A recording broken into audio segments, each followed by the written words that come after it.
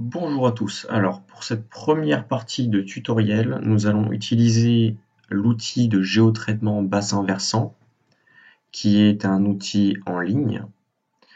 Donc voilà à quoi il ressemble. Donc c'est le démonstrateur bassin versant, c'est son vrai nom. C'est un outil qui est totalement gratuit et qui va marcher pour du coup la France métropolitaine ainsi que euh, potentiellement les Outre-mer. Alors, nous avons donc du coup le réseau hydrographique avec un certain nombre de fonds de cartes qu'on peut activer ou non. Là, en fait, on est trop haut pour voir le réseau, mais si on zoome, soit avec la molette, soit à l'aide de l'outil de zoom, ou encore avec l'échelle, par exemple, si on veut, on peut passer en 25 millième, on voit le réseau hydrographique. Voilà, donc c'est la manipulation se fait avec la main pour se déplacer comme ça, ou bien sinon en dézoomant et zoomant. Ce que nous allons faire, c'est que nous allons faire un premier test de calcul de bassin versant topographique pour une station d'un travail que je suis en train de faire.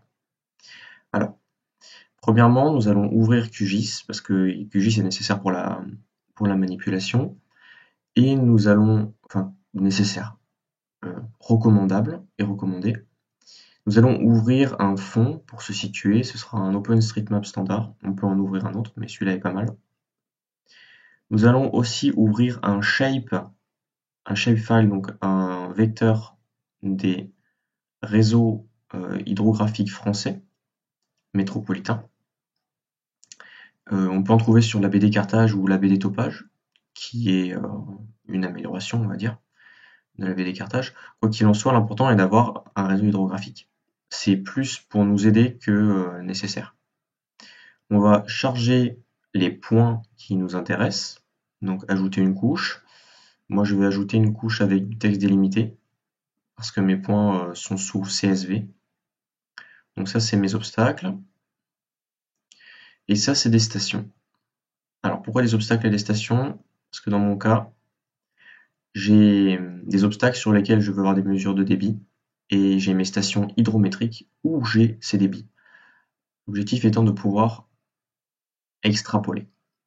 Alors, ce qu'on va faire, c'est que nous allons travailler sur une rivière qui s'appelle l'Arbasse. L'Arbasse, c'est une rivière entre l'Ariège et les eaux de sable. Oui, c'est ça. Nous allons aller dans Data Obstacle, ouvrir la table d'attributs. Donc là, il est déjà sélectionné parce que c'est le premier de ma liste, hein, mais sinon, hop, je vais dans Rechercher, Arbasse, donc je le sélectionne, je m'y déplace sur la carte. Voilà, donc nous situons ici.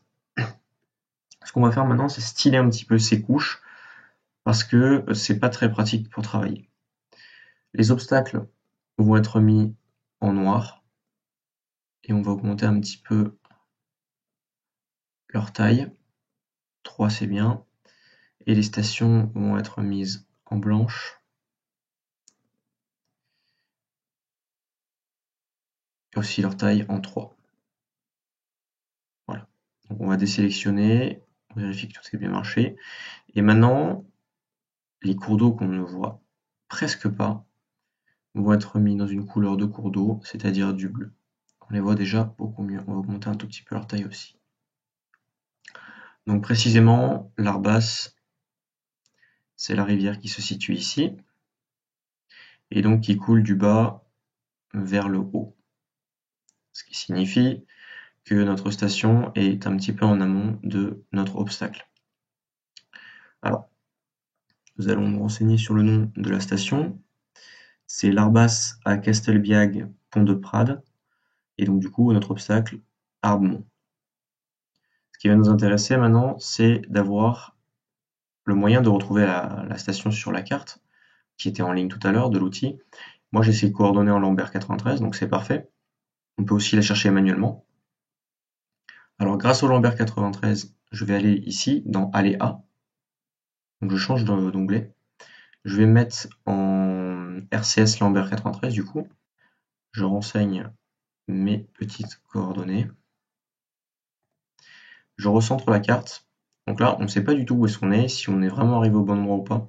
Mais en fait, c'est simplement parce qu'on est en échelle 1 sur 100 millième, donc on va se rapprocher. On va passer au 5 millième. Alors bon, c'est encore pas très parlant, on ne sait pas trop où est-ce qu'on est, mais on commence à se douter que la forme du cours d'eau d'OpenStreetMap, en tout cas, est pas mal.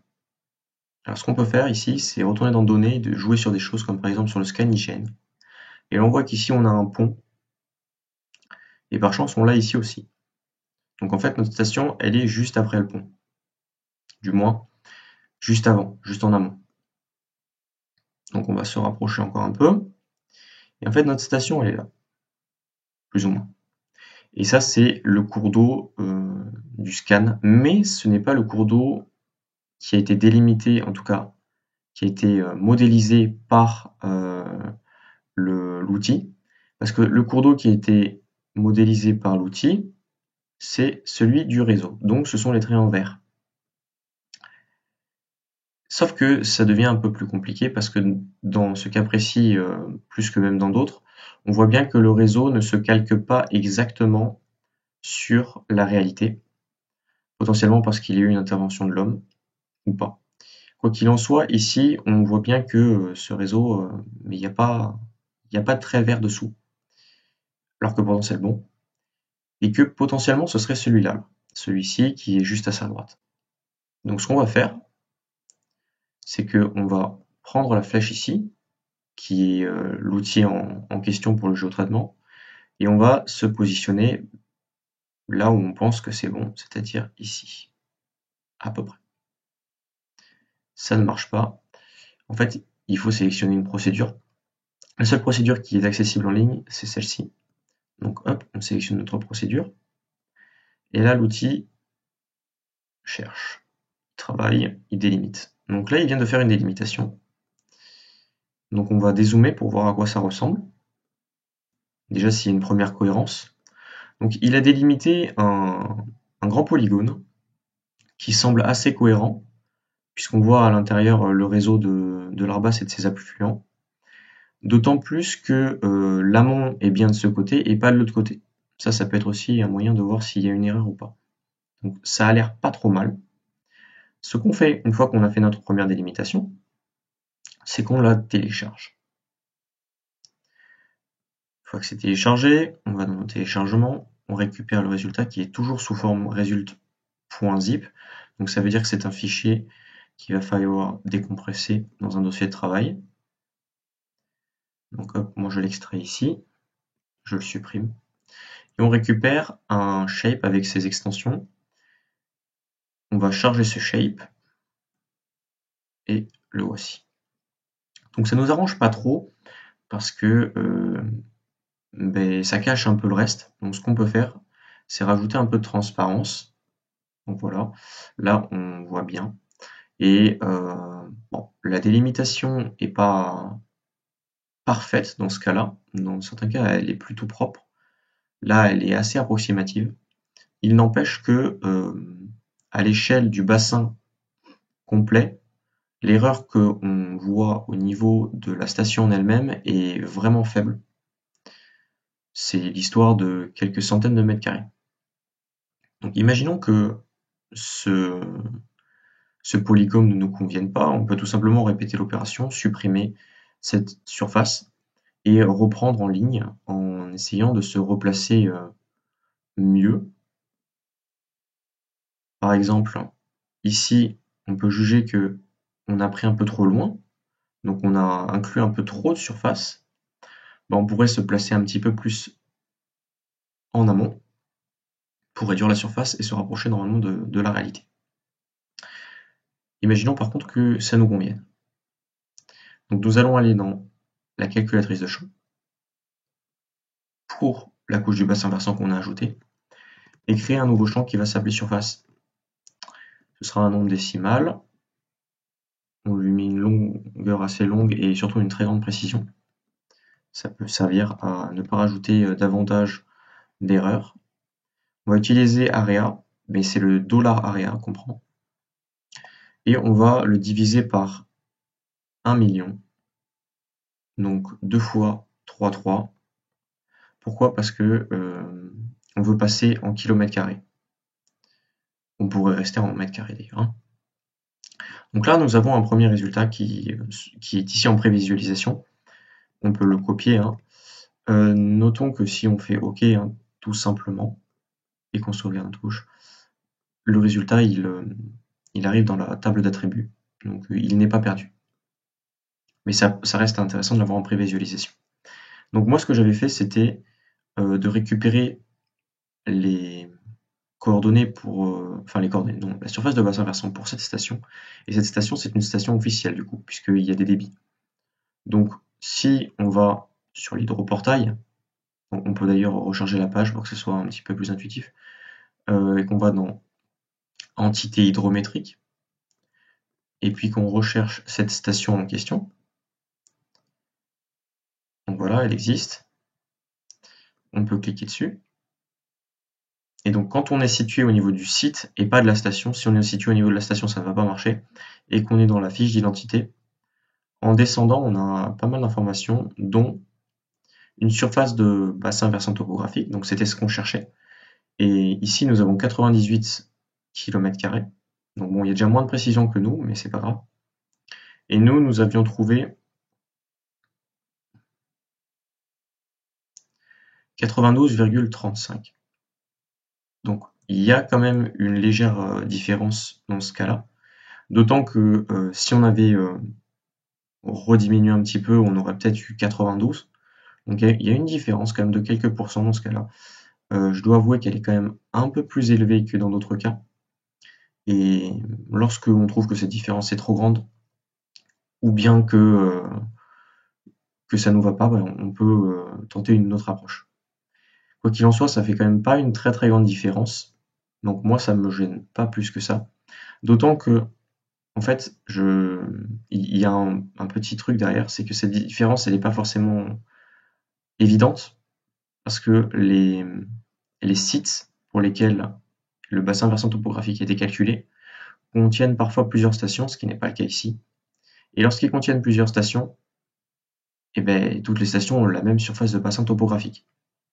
Alors qu'en réalité, ces stations sont quand même distribuées sur plusieurs centaines de mètres, donc peuvent avoir quand même des bassins versants topographiques qui varient de quelques kilomètres carrés. Et à ce moment-là, la différence qu'on a ici de quelques kilomètres carrés, donc de quelques pourcents, ben, même si on avait une correspondance parfaite, on pourrait quand même tomber sur cette différence. Voilà. Donc normalement, on passe à la prochaine étape bientôt. Alors, nous sommes repartis pour la deuxième partie du tutoriel. Et je viens de me rendre compte qu'à la première, je n'ai pas précisé que le calcul pouvait, s'il se fait en fait très bien pour une station, directement se faire ensuite pour l'obstacle. Il s'agit exactement du même processus. Nous allons maintenant passer à un travail complètement sous QGIS et sans utiliser l'outil de bassin versant. Donc nous allons retourner sur QGIS, créer un nouveau projet, reprendre une couche OSM standard, reajouter notre shape des cours d'eau français, nous repositionner sur la France. Je vais ajouter mes couches de test délimitées pour mes obstacles.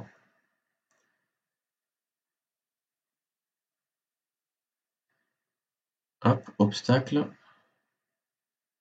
et station. Et nous allons retravailler en fait sur l'Arbas. Nous savons maintenant où est-ce qu'il est, il est à Montgaliard de Saliès. Nous allons repartir sur une petite stylisation, à savoir que les stations, je les mets bien en blanc, en taille 3, et mes obstacles en taille 3 aussi, mais en noir, et mes cours d'eau en bleu, mais un peu plus gros. C'est parfait. Donc voilà à peu près où est-ce que nous sommes. La première étape va être de délimiter à peu près notre zone de travail. Donc là on voit l'Arbas qui se jette dans le Salat ici. Voilà, c'est la confluence. Et nous allons créer une couche shapefile qui va s'appeler du coup Arbas zone travail, qui sera un polygone en Lambert 93. Alors là, ce que j'ai fait, c'est quelque chose de ce qu'il ne faut pas faire, c'est-à-dire que je n'ai pas précisé où est-ce que je voulais enregistrer mon truc, et ça, c'est une grave erreur. Donc nous allons enregistrer dans Arbas. Maintenant, c'est bon. Maintenant que nous sommes là-dedans, nous pouvons ajouter un peu d'opacité et commencer à créer un premier polygone. Ce que l'on voit en fait, c'est que tous ces petits ruisseaux ou des petites rivières d'ailleurs, sont des affluents de l'Arbas. Donc nous allons prendre un peu plus large pour être sûr d'avoir tous les affluents de l'Arbas. Petit tips, on peut utiliser CTRL plus les flèches pour se déplacer. Alors là, on va se mettre ici et ici. Normalement, on est pas mal. Clic droit pour terminer. On peut l'appeler 1. Et donc nous sommes bien en transparence. Voilà à quoi ça ressemble. C'est notre zone de travail. On peut remarquer aussi qu'il faut être un peu plus, on va dire, généreux lorsqu'on est vers l'amont, parce que y a des petits ruisseaux qui peuvent aller très loin. Alors que vers l'aval, normalement c'est assez coupé, puisque on se jette dans une nouvelle rivière. Donc on va enregistrer la couche, on sort de l'édition, et on peut tout simplement la décocher pour le moment. Nous allons ajouter des modèles numériques de terrain. Alors ces modèles numériques de terrain, je les ai récupérés moi de la BDAlti, qui se trouve sur le site de l'IGN, GeoService/BDAlti, avec une résolution de 25 mètres. En faisant des CTRL F, on peut rapidement trouver les départements qui nous intéressent. Alors, moi, je possède déjà les départements qui m'intéressent, donc je vais faire raster, ou plutôt, oui, raster, ou couche. Donc je vais ajouter une couche raster depuis couche. Ajouter une couche raster. Je vais aller dans non, dans mes MNT. Donc là, j'ai l'ensemble des dalles MNT de l'Ariège, de la Haute-Garonne et des Hautes-Pyrénées. Donc c'est exactement ce qu'il devrait nous falloir. CTRL A, je sélectionne tout, j'ouvre et j'ajoute toutes les dalles. Alors, selon la résolution des dalles, il faut être plus ou moins patient à cette étape. Et ensuite, ne pas naviguer n'importe comment pour ne pas faire planter son ordi. On va réduire tout et on va directement passer à l'étape d'après. Nous allons faire la création d'un raster virtuel à partir de toutes les dalles. Alors en fait, l'objectif, c'est de les combiner. On va sélectionner tout, sauf, attention, il faut bien dégaucher l'OSM standard, parce qu'on ne veut pas que la carte du monde se rajoute. Nous n'allons pas cliquer sur exécuter, mais bien sûr OK. On va mettre la résolution au maximum, donc à highest. On vérifie bien que ces deux options-là sont décochées, donc on ne les veut pas. Et nous allons enregistrer vers un fichier, donc pas un fichier temporel.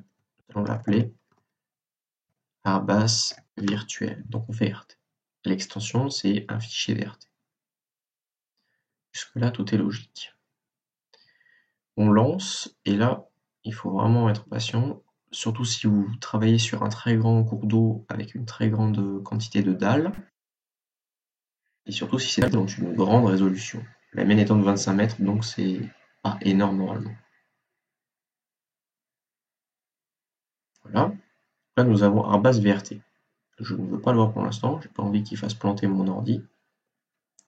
Grâce au CTRL et à Alt, je sélectionne toutes les autres dalles qui ne me servent plus à rien.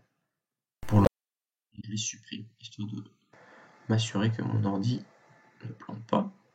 Je me place en Lambert 93 et là, je peux me permettre de visualiser un petit peu à quoi ça ressemble. Voilà, donc c'est très grand, on a peur que ça plante, on ne veut pas le visualiser pour le moment. Ce que nous allons faire, c'est le reprojeter. En fait, ça va permettre de changer son format. Nous allons faire projection dans raster, menu raster, projection, projection warp.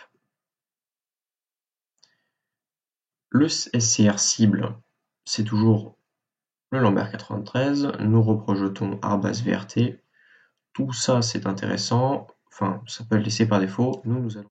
Une fois que nous avons du coup arrobas warp, ce qui nous intéresse, nous, c'est de le découper en fait avec notre zone de travail que nous avons créée précédemment. Donc d'obtenir arrobas warp que pour cette zone. Pour ce faire, nous allons aller dans le raster, dans les menus raster, et puis nous allons créer une découpe en fait à partir de extraction, découper un raster selon une couche de masque. Donc nous découpons arrobas warped. La couche de masque, c'est arrobas zone de travail. Donc, l'importance de cette couche créée au début commence à être un peu plus évidente. Nous allons renseigner le SCR cible, même si c'est optionnel. Nous allons aussi, non, nous allons laisser le reste par défaut, mais par contre nous allons enregistrer vers un fichier qui va s'appeler arrobas découpe. On enregistre et on exécute. Alors l'algorithme est vraiment très rapide. On peut supprimer arrobas warped et nous avons donc bien notre arrobas découpe ici qui a été découpé exactement au même niveau que la zone d'étude. Ce que nous allons faire maintenant, c'est aller dans la boîte à outils ici, ou boîte à outils de traitement, et chercher Fill 6. Ce qui peut être fait, c'est l'utiliser sous Saga ou bien sous Saga NextChain. Donc cet algorithme, il va remplir les zones du MNT où il y a des trous. Moi, je vais utiliser celui-ci. Donc on renseigne bien en DEM d'entrée arrobas découpe.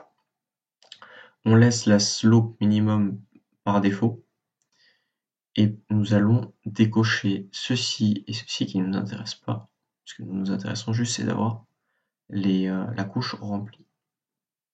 Nous allons l'enregistrer dans un fichier qui s'appelle arrobasfield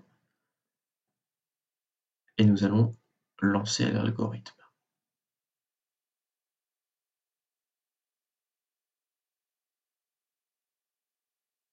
Que je vérifie que ça filme bien. Nous fermons. Nous pouvons supprimer arrobas découpe.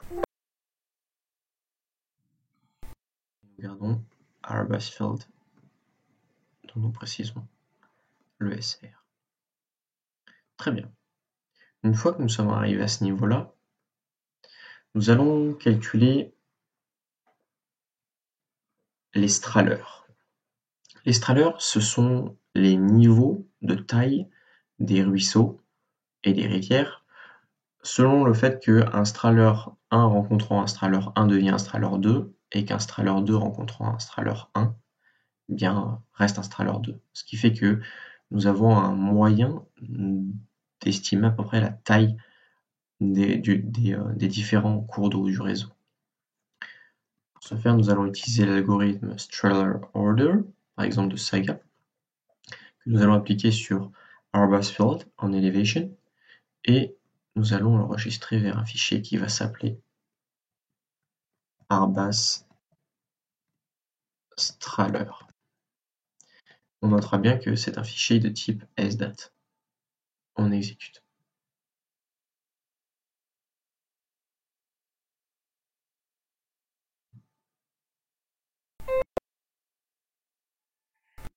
Voilà, donc nous avons une couche un peu moche,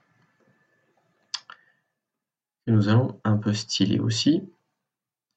On va la mettre par exemple en palette grise valeur unique, décocher arrobasfield,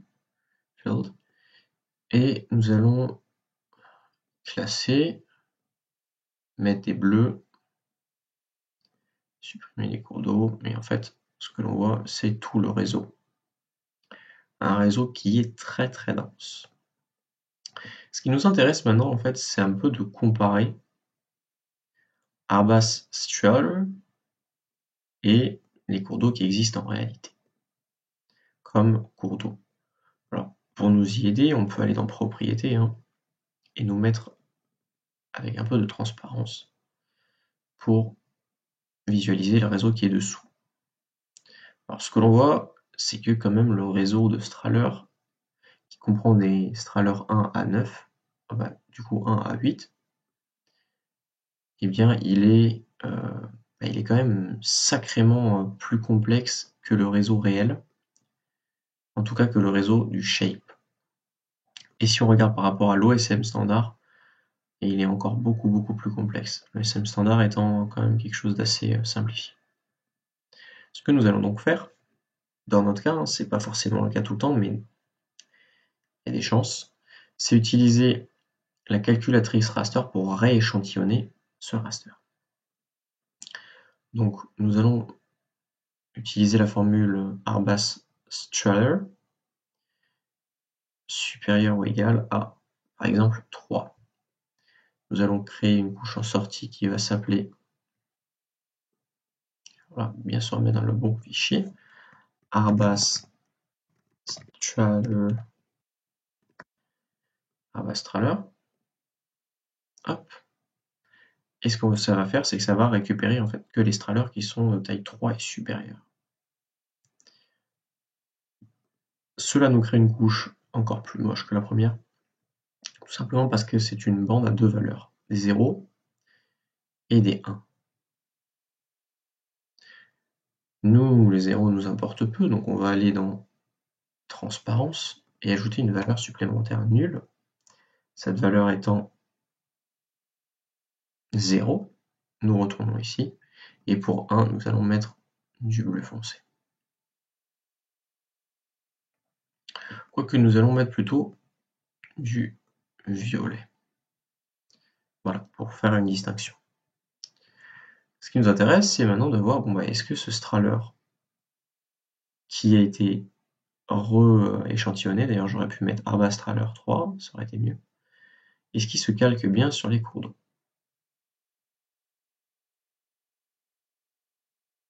Alors il est encore un peu plus développé, mais c'est pas très grave. Il commence à plutôt très bien se caler. Et il est même un peu plus efficace que les cours d'eau, parce que vous voyez par exemple ici le cours d'eau n'est pas complet, le Strahler est complet. Donc l'algorithme est plus efficace que la couche shape que nous avons. Donc tout ça est quand même assez rassurant. Nous allons passer à la suite. Nous allons utiliser maintenant un algorithme qui s'appelle Channel Network and Drainage Basins, qui va d'abord nous demander toujours cette fameuse élévation, donc Arbas-Field, et un seuil, threshold. Ce threshold, en fait, c'est le niveau ou le nombre de Strahler qui a été choisi précédemment. Et nous, ce sera 3. Nous avons un ensemble de possibles couches en sortie. Nous n'allons pas du tout toutes les calculer, par exemple flow direction, flow connectivity, Strahler order, drainage basins ne nous intéresse pas. Encore un autre qui ne nous intéresse pas, nous ce qui nous intéresse c'est channels. Nous allons l'enregistrer dans Arbas cours d'eau en shape et exécuter.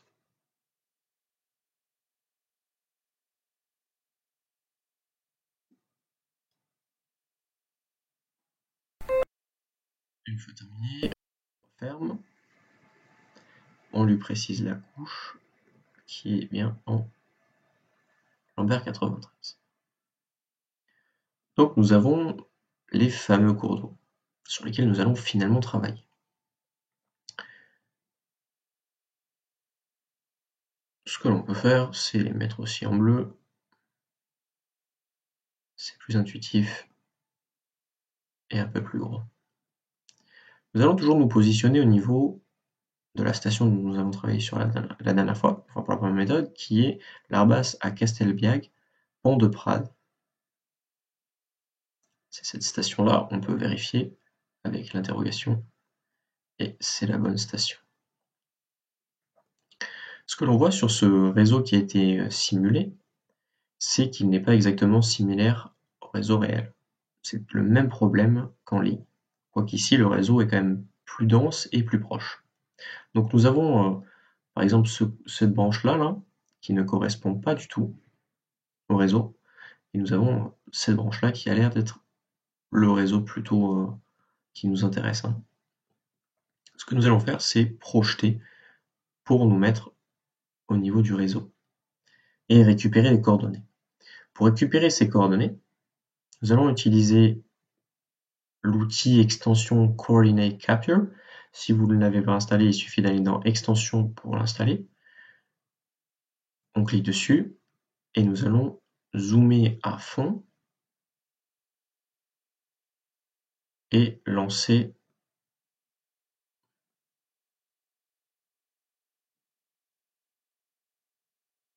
alors ensuite, pourquoi est-ce qu'il ne se lance pas?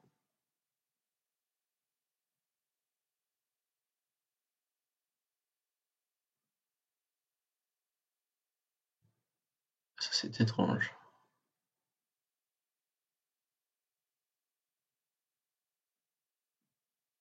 Ah oui, autant pour moi.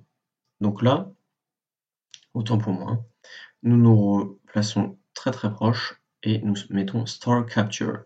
Donc là, la souris change, la molette change, on se positionne bien et on récupère des coordonnées. Ce que nous allons faire maintenant, c'est repasser en main et rechercher un nouvel algorithme.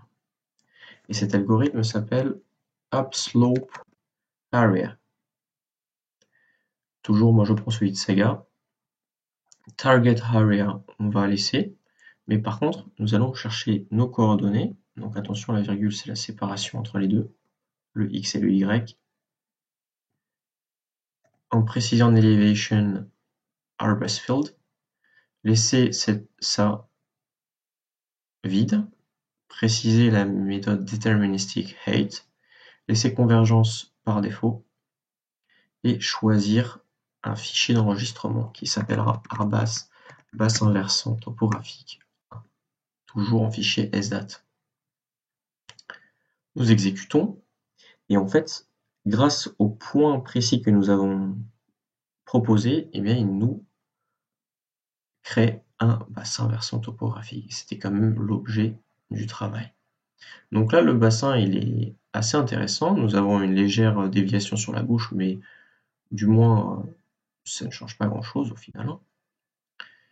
Ce que nous pouvons faire, c'est aller dans les propriétés et mettre un peu de transparence, si on en a envie. Oh, j'ai l'impression que ça ne marche pas très bien. Peut-être qu'il fallait que j'enregistre quelque chose. Appliquer, voilà. Pour avoir une idée de si ça récupère bien tout le réseau, donc là ça a l'air assez carré, si je peux me permettre l'expression.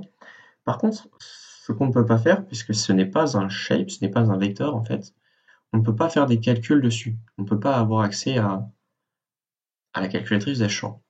Donc ce que l'on va faire, c'est précisément le faire devenir un vecteur. Pour cela, nous allons retourner dans Raster, faire une conversion en polygonisant.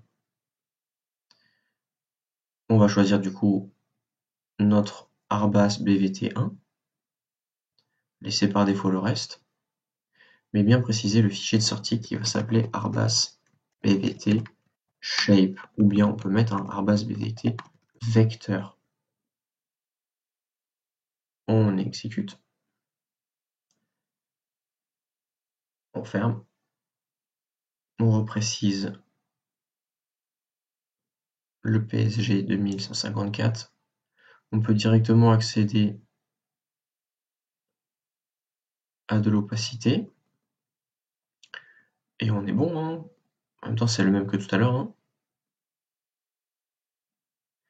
Ce que nous allons faire maintenant, c'est accéder à cette fameuse calculatrice de champ. Comme tout à l'heure, nous recréons un champ de surface avec 15 de taille et de précision. on réutilise la fonction area en divisant par 1 million et nous tombons sur le chiffre de 91,24 km². Je rappelle que tout à l'heure, nous avions trouvé 92, quelque chose et que le chiffre a priori réel serait de 98. Ce chiffre réel est peut-être lui aussi une approximation, quoi qu'il en soit, on voit que les deux méthodes convergent vers la réalité et que les résultats sont quand même plutôt fiables d'une fois à l'autre.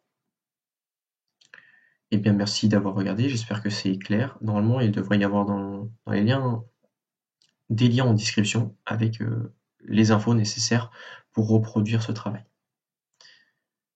À plus.